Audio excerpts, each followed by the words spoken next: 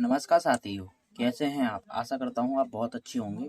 जैसा कि आपने पिछले वीडियो लेक्चर में 15 से लेके 18 तक प्रश्न देखे थे, आज हम प्रश्न नंबर 19 से स्टार्ट करेंगे। इसमें प्रश्न नंबर 19 दिया है, किसी व्यापार संघ के पास 30,000 रुपये का कोष है जिसे दो भिन्न प्रकार के बांडों में निवेश करना है। प्रथम बांड पर 5% वार्षिक तथा द्वितीय बांड पर 7% वार्षिक ब्याज प्राप्त होती है। आव्यूह गुणन के प्रयोग द्वारा यह निर्धारित कीजिए कि 30,000 रुपये के कोष को दो प्रकार के बांडों में निवेश करने के लिए किस प्रकार बांटे कि जिससे व्यापार संघ को कुल वार्षिक ब्याज, जो हमें दो इसमें प्रश्न दिए हैं, पहले में दिया है 1800 प्राप्त हो, दूसरा दिया है 2000 प्राप्त हो। तो सबसे पहले हम इस प्रश्न को लिखते हैं।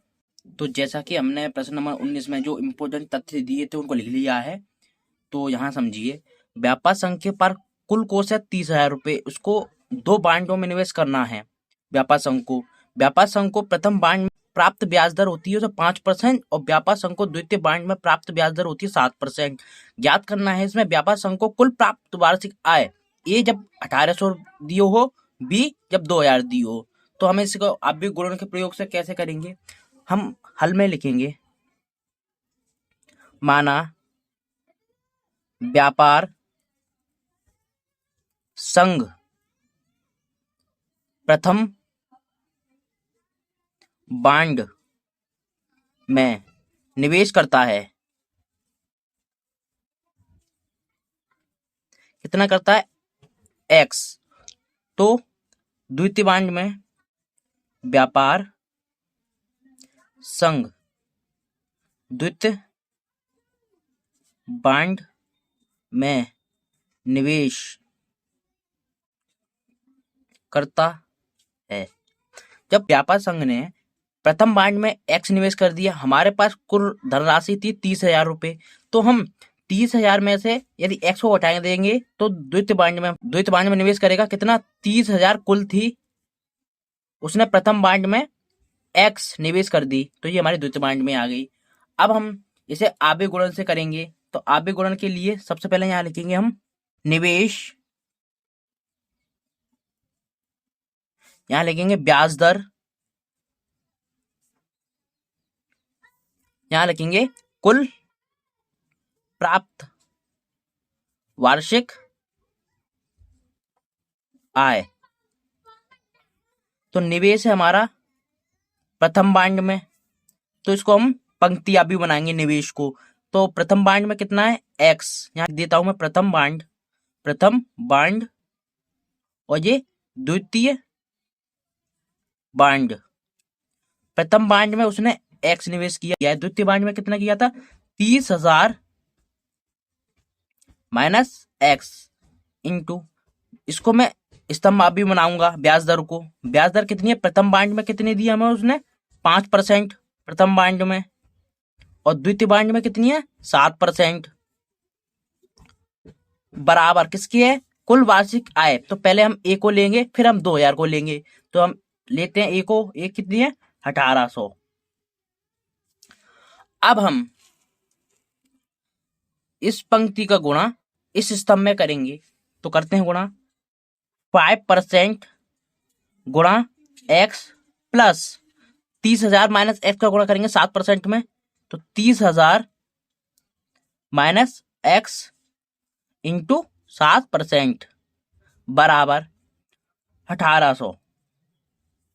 अब हम इस परसेंट को उठाएंगे, तो हम जानते हैं यदि मैं परसेंट को उठाऊं अपॉन में 100 आ जाएगा। तो 5/100 एक्स प्लस, इसी प्रकार इसको करूंगा 30,000 माइनस एक्स इंटू 7/100 बराबर 1800।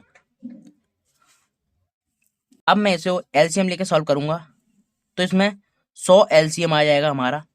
ये हो जाएगा 5x प्लस 7 का गुणा इसमें करूंगा, तो 7 का गुणा मैं 30,000 में करूंगा, तो ये आएगा 2,10,000 माइनस 7x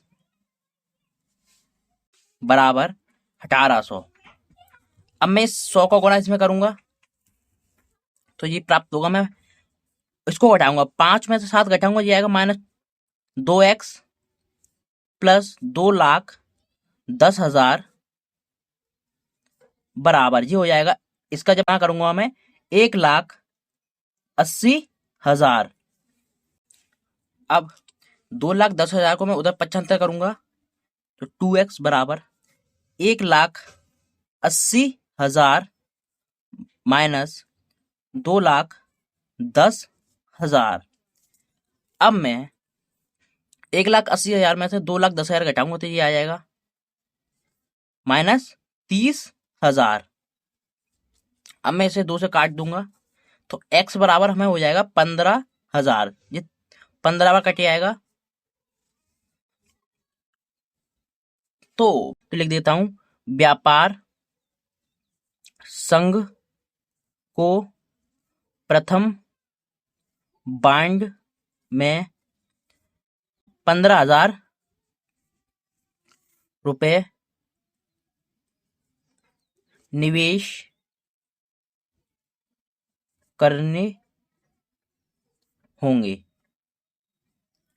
और द्वितीय बांड में तो हमने द्वितीय बांड क्या माना था 30,000 माइनस x, तो मैं यहाँ पर x का मान रख दूंगा 15,000।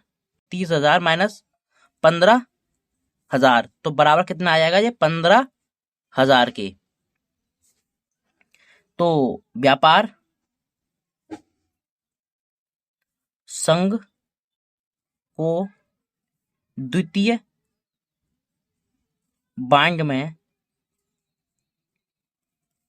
15,000 रुपए निवेश करने होंगे। तो इस प्रकार व्यापार संघ x प्रथम बांड में 15,000 रुपए निवेश करेगा और द्वितीय बांड में भी 15,000 रुपए निवेश करेगा तो उसको कुल वार्षिक आय 1,800 प्राप्त होगी। अब हम इसी में दूसरा प्रश्न देखेंगे, जब कुल वार्षिक आय 2,000 हो तब। तो इसमें बी हमने जब 2,000 रुपए कुल वार्षिक आय हो तो हमने बराबर कुल वार्षिक आय 2,000 रुपए रख ली है। अब हम प्रथम बांड में जो हमने पहले माने थे वो रखेंगे x और द्वितीय बांड में निवेश किया था 30,000 माइनस x।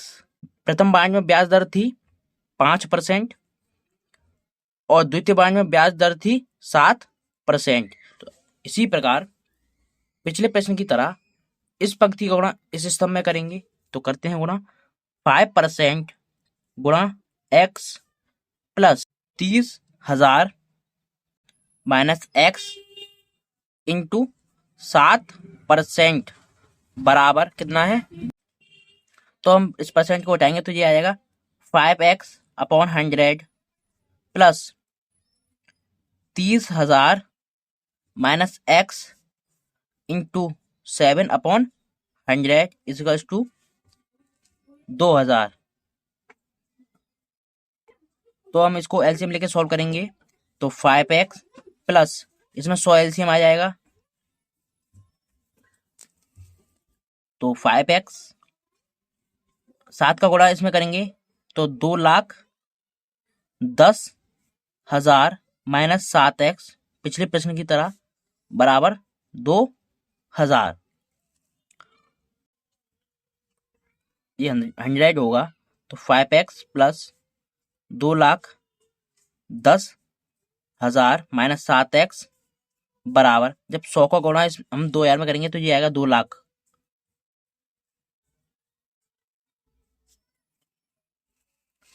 अब हम इसको सॉल्व करेंगे तो 7x में से 5x घटाएंगे तो जाएगा माइनस 2x।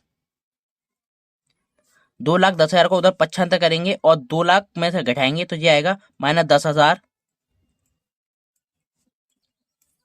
तो इसको काटेंगे तो 5 बार कट जाएगा 5,000 बार। तो यहाँ पर x का मान आ गया 5। तो व्यापार संघ को प्रथम बांड में 5,000 रुपए निवेश करने होंगे। अब द्वितीय बांड में तो हमने द्वितीय बांड माना था 30,000 माइनस x बराबर, अब हम 30,000 x की वैल्यू रखेंगे 5,000 तो यहाँ से हमें प्राप्त हो जाएगा तो यह 25,000। तो व्यापार संघ को द्वितीय बांड में 25,000 रुपए निवेश करने होंगे।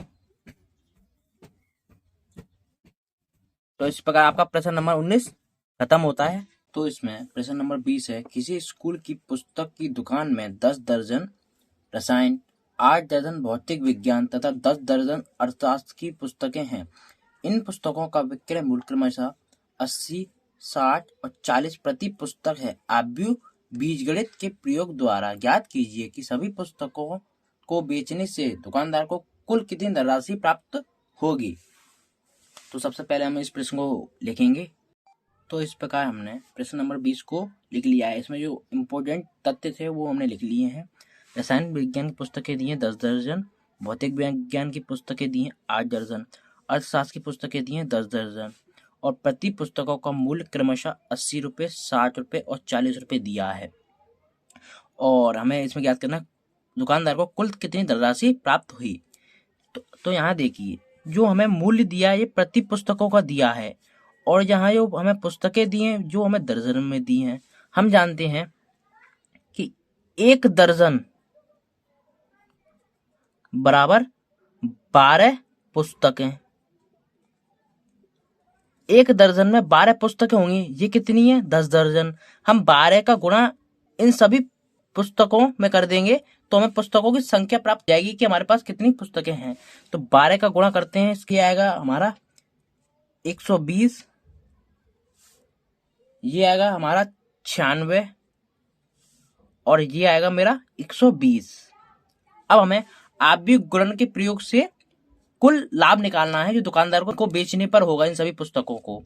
तो सबसे पहले यहाँ लिखेंगे पुस्तकें,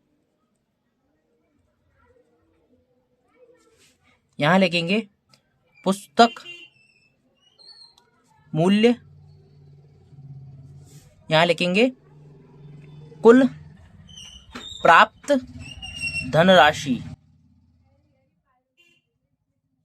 पुस्तकें हैं हमारी रसायन की,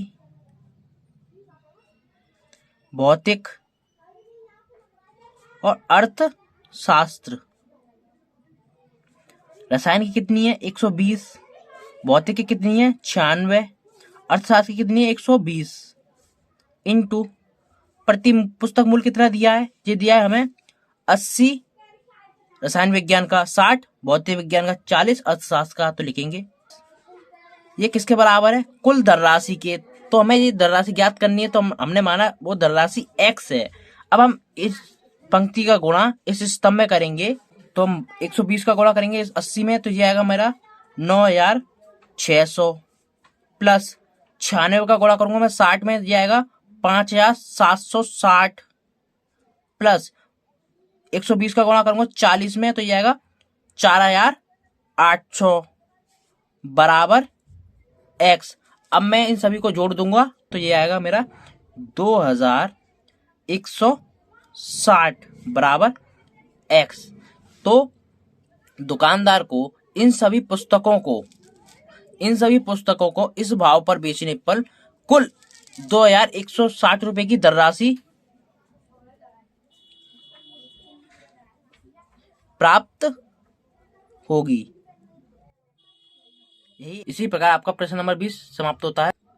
तो अब इसी में आगे प्रश्न दिया है, मान लीजिए कि x, y, z, w तथा p क्रमशः 2 गुणा n, 3 गुणा k, 2 गुणा p, n गुणा 3 तथा p गुणा k कोटियों के आव्यूह हैं।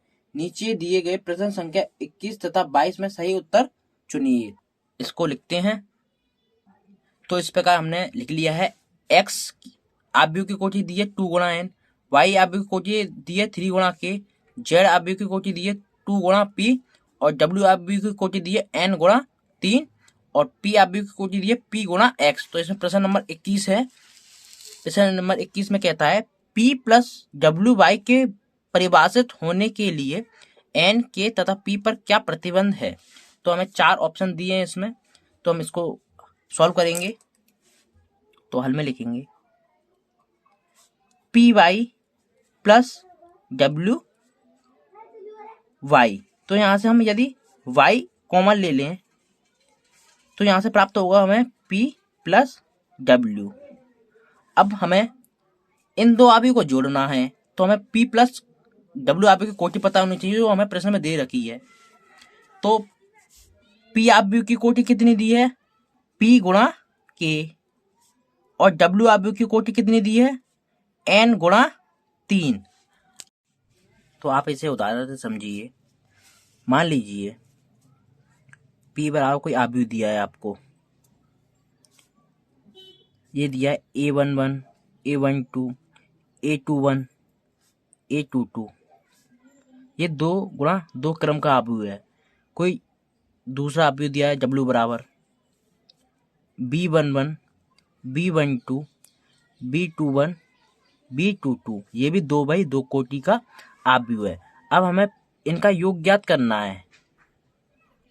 तो योग ज्ञात करने के लिए इन दोनों आव्यूह की कोटि बराबर होनी चाहिए। ये 2 इस 2 के बराबर है, ये 2 इस 2 के बराबर है। इसकी पंक्ति बराबर, इसका स्तंभ और इसका स्तंभ बराबर है, तो इनका योग संभव हो सकता है। तो हम इसको जोड़ सकते हैं। तो हमने ये जोड़ लिया। ये कितनी कोटि आई, ये आई 2/2 की। इसकी भी कोटि 2/2, इसकी भी कोटि 2/2। जब हमने इनका योग ज्ञात किया तो इसकी भी कोटि 2/2 आई। यदि हम इसको ऐसा नहीं लिख सकते कि p बराबर कोई आव्यूह है 1, 2, 3, 4, 5, 6, ये 2/3 का आव्यूह है। कोई q बराबर आव्यूह है, ये है 3, 2, 5 और 4, ये 2/2 का आव्यूह है। क्या इनका योग संभव है? नहीं। हम कह सकते हैं कि इनकी कोटि आपस में बराबर नहीं है। तो इसी प्रकार हमें जो प्रश्न में दिया है, p आव्यूह की कोटि दी थी हमें p गुणा k, और w आव्यूह की कोटि दी थी हमें n गुणा 3। तो यहाँ देखिए p आव्यूह की कोटि कितनी है, p गुणा k, ये p आव्यूह है, और w आव्यूह की कोटि कितनी है, n गुणा 3। ये p n के बराबर है और k बराबर है 3 के। तो आप देखिए यदि मैं यहाँ n का मान 1 रख दूं तो p का मान 1 आ जाएगा, तो यह 1 हो जाएगा, और ये हो जाएगा इंटू k। तो ये भी n का मान भी तो 1 ही हो जाएगा, तो ये हो जाएगा 3, और k बराबर तो पहले ही 3 है, तो ये कितना हो गया 1/3 कोटि का आव्यूह, या 2/3 कोटि का आव्यूह, या 3/3 कोटि का आव्यूह, या 4/3 का आव्यूह। यहाँ पर स्तंभ की संख्या तो 3 ही रहेगी और पंक्ति की संख्या कितनी भी हो सकती है। तो अब हम इसको विकल्प के अनुसार देखेंगे। तो विकल्प में क्या दिया है हमें, तो विकल्प में दिया है k बराबर 3, p बराबर 3। तो इस प्रकार हमने दिया है। अब हम इसमें आगे चलते हैं। इसमें प्रश्न नंबर 22 है। तो प्रश्न नंबर 22 हमने लिख लिया है। यदि n बराबर p है तो आव्यूह 7x - 5z की कोटि ज्ञात कीजिए। तो हमें n बराबर p दिया है और 7x - 5z की कोटि हमसे पूछी है। तो हम सबसे पहले x, जो प्रश्न में हमें x की कोटि दी थी वो थी 2 गुणा n, और जो z की कोटि दी थी वो थी 2 गुणा p। तो यहां समझिए, मान लीजिए x बराबर कोई आव्यूह है a11, a12, a21, a22। इसकी कोटि है 2 गुणा n, जो हमें प्रश्न में दे रखी है। कोई हम z बराबर आव्यूह मानते हैं b11, b12, b21, b22। तो z की कोटि हमारी 2 गुणा p। अब हमें क्या करना है, 7x - 5z की कोटि याद करनी है। तो हम 7 इंटू x का मान रखेंगे -5 इंटू z का मान रखेंगे 2। अब हम 7 का गुणा इसके प्रत्येक अवयव के साथ करेंगे, 5 का गुणा इसके प्रत्येक अवयव के साथ करेंगे। तो हमने 7 का गुणा इसके प्रत्येक अवयव के साथ कर दिया तो ये आया, 5 का गुणा इसके प्रत्येक अवयव के साथ कर दिया तो ये आया। अब हमें इस आव्यूह में से इस आव्यूह को घटाना है। तो घटाने के नियम के अनुसार ये इस आव्यूह की कोटि इस आव्यूह की कोटि के बराबर होना चाहिए, अर्थात 2 बराबर होना चाहिए 2 के, इस 2 के, और n बराबर होना चाहिए इस p के, तो n बराबर p होना चाहिए। मैं इसको इसमें से घटाऊंगा तो ये 2 गुणा n या p कोटि की हो सकती है। अब हमें विकल्प में देखना है, विकल्प में क्या दिया है, तो विकल्प में हमें दिया है 2 गुणा n, ये हमारा विकल्प सही है। p गुणा 2 भी दिया है, पर ये नहीं हो सकता, ये आव्यूह की कोटि पलट गई और किसी आव्यूह की कोटि पलट नहीं सकती हैं। इस प्रकार हमारा बी आंसर सही है। इस प्रकार आपकी प्रश्नावली 3.2 समाप्त होती है। यदि ये वीडियो आपको अच्छी लगे तो वीडियो को लाइक करें, शेयर करें और चैनल को सब्सक्राइब जरूर करें और बेल आइकन को जरूर दबाएं। धन्यवाद।